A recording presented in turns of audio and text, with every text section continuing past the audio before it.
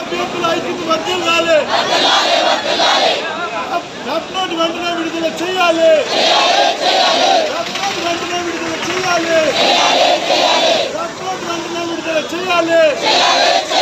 Groups అభ్యర్థుల సమస్యలు వెంటనే పరిష్కారం చేయాలి. గ్రూప్స్ అభ్యర్థుల సమస్యలు వెంటనే పరిష్కారం చేయాలి. విద్యార్థుల